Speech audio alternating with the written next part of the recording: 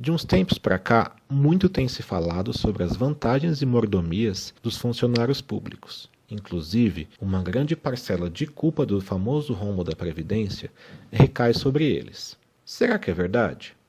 A forma simples e objetiva de passar um pouco do que é nossa política nacional e nosso sistema eleitoral. Bem-vindos ao nosso canal Política no Papel. Antes de tudo, vamos entender o conceito de agente público. Agente é um cidadão que, de alguma forma, serve à população. Vários podem ser os agentes públicos, daí temos algumas classificações. Os agentes podem ser empregados públicos, que são aqueles funcionários que trabalham em alguma empresa pública, como o Banco do Brasil ou o Metrô de São Paulo. Eles são regidos pela consolidação das leis trabalhistas, a CLT, e são como um trabalhador qualquer de uma empresa privada. Podem ser demitidos ou punidos mediante inúmeros casos previstos em lei e possuem as mesmas vantagens que um trabalhador privado. Cargos eletivos, ou seja, os políticos, também são agentes públicos, dado que trabalham em prol da nossa sociedade, mas nesse caso não fazem parte da CLT. Mas vamos nos atentar aos servidores públicos como conhecemos, aqueles que temos mais contato em repartições, secretarias, delegacias. Ele pode ocupar um cargo mediante concurso público ou por nomeação direta, o chamado cargo em comissão. Esses servidores não seguem as regras da CLT e são regulados por uma lei própria com direitos e deveres. De cara, vocês já devem estar pensando: já sei, são aqueles que nunca podem ser demitidos, mesmo que não tenham bom desempenho, não é? Sim, são esses mesmos. Mas vamos desmistificar um pouco esse preconceito. Ser servidor público já foi, com certeza, muito vantajoso. Salários altíssimos em pouco tempo de trabalho, sem risco de demissão e aposentadoria integral. Eram, de fato, inúmeros benefícios e tudo isso acabou criando uma imagem padronizada do servidor público por parte da população. E será que esses benefícios continuam até hoje? Muitos daqueles servidores mais antigos possuem essas vantagens, pois quando entraram no serviço público, o jogo era jogado nessas regras. É como se pensássemos em um acordo assinado e o que foi acordado deve ser cumprido até o final. Mas e para os novos servidores? Alguma coisa mudou? Vamos começar por um dos pontos mais comentados, a estabilidade. De certa forma, ela continua existindo sim, mas vocês sabiam que a Constituição prevê que os servidores possam ser demitidos por falta de desempenho? Mas então, por que nenhum servidor ainda pode ser demitido por ser ineficiente? Porque para isso se tornar realidade, teria que haver uma lei dizendo como seria feita essa medição, além da criação de um mecanismo justo e bem feito, o que não foi feito até hoje. Além desses casos, o servidor público também corre risco de ser demitido caso haja um estouro do limite de gasto com pessoal.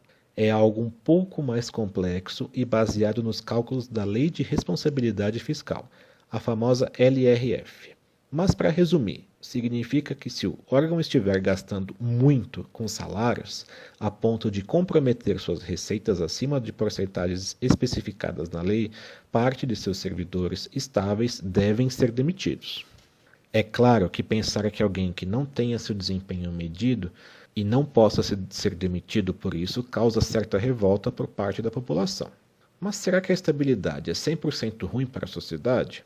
Vamos imaginar que um político corrupto precise que o servidor público de um ministério assine um laudo totalmente errado para que se feche uma parceria que desviará dinheiro público. O servidor, ao notar do que se trata, se nega a assinar. Nesse caso, o político ameaça: ou assina ou será demitido. Não seria difícil imaginar que muitas pessoas, por precisarem do emprego, assinariam o laudo. É exatamente esse tipo de situação que a estabilidade tenta evitar. Se o servidor não puder ser demitido, ele não será forçado a fazer atividades ilegais e poderá delatar qualquer suspeita de desvio. Por exemplo, na Petrobras, talvez muitos funcionários soubessem do que estava acontecendo, mas como dissemos anteriormente, a Petrobras é uma empresa e seus funcionários são seletistas, como em qualquer outra empresa. Isso faz com que eles, por receio de perder seus empregos, não se sintam à vontade para delatar dirigentes corruptos. Vamos pensar também em quem investigou todo o esquema. a Polícia Federal e o Ministério Público. Os funcionários desses órgãos foram atrás de políticos importantes que poderiam ter muita influência em cargos do governo. Se os servidores da Polícia e do Ministério Público não fossem estáveis, muito provavelmente teriam sido demitidos e o esquema de corrupção não teria sido investigado. Por isso, a estabilidade é algo tão sensível. O que muitas pessoas também não sabem é que o servidor público que não é seletista não possui o Fundo de Garantia, o FGTS. Em caso ele precise sair, não terá direito a nada de dinheiro. Ah, mas os salários são altos. Como tudo na política, isso é parcialmente verdade. Existem salários altíssimos no funcionalismo público, seja no âmbito municipal, estadual ou federal. Mas será que isso é para todos? A verdade é que uma parcela muito pequena dos servidores possuem esses salários muito altos. A esmagadora maioria não ganha supersalários, muito pelo contrário. E isso acontece por vários motivos. Vamos a um deles. Quem trabalha em uma empresa privada tem reajuste anual, certo? Aquela reposição de salário que a inflação anual come. A Constituição também garante esse direito aos servidores, mas na prática, inúmeras carreiras não têm reposição e os salários ficam congelados por 2, 3, até mais de 5 anos. Se ganhamos R$1.000 hoje, conseguimos comprar uma determinada quantidade de coisas. Se ganharmos estes mesmos R$1.000 daqui a 3 anos, compraremos muito menos, concordam? Ah, mas aí é só entrar na justiça e pedir os seus direitos, certo? Pois é, não é bem assim. O servidor não é seletista, lembram? Portanto, ele não tem direito à justiça trabalhista. Se tiver algum problema, ele terá de entrar na chamada justiça comum, que não garante os mesmos direitos que a justiça do trabalho. Indo um pouco mais fundo, podemos entrar no polêmico ponto da Previdência. Aqui as coisas são um pouquinho mais complexas. Como dissemos anteriormente, o funcionário público já aposentado continua tendo direito à aposentadoria integral, mas ao longo dos anos isso foi sendo alterado. No estado de São Paulo, por exemplo, aqueles que começaram a trabalhar após 2011 já têm a previdência igual ao trabalhador da iniciativa privada. Não existe mais para esses servidores aposentadoria integral. O que existe é uma previdência complementar que o servidor, caso queira entrar, deverá contribuir com mais uma parcela do seu salário. Mas então, por que se ouve falar tanto que a aposentadoria vai mudar para muitos servidores? Porque cada ente tem uma regra de aposentadoria. A Prefeitura de São Paulo, por exemplo, continua com o modelo antigo de previdência, bem como grande parte dos municípios brasileiros. Além disso, militares e políticos têm regras próprias e muitas vezes bem mais benéficas que a do servidor comum. Regras essas que também devem ser discutidas na reforma da Previdência. Além disso, o rombo da Previdência envolve muito mais fatores que apenas os servidores públicos. Temos benefícios a trabalhadores rurais, ajuda a pessoas incapacitadas, pensões, entre outros fatores que alteram o saldo do dinheiro disponível e que nossa sociedade deverá discutir como pagar. Ah, então o servidor não faz nada de errado? Ah, com certeza faz.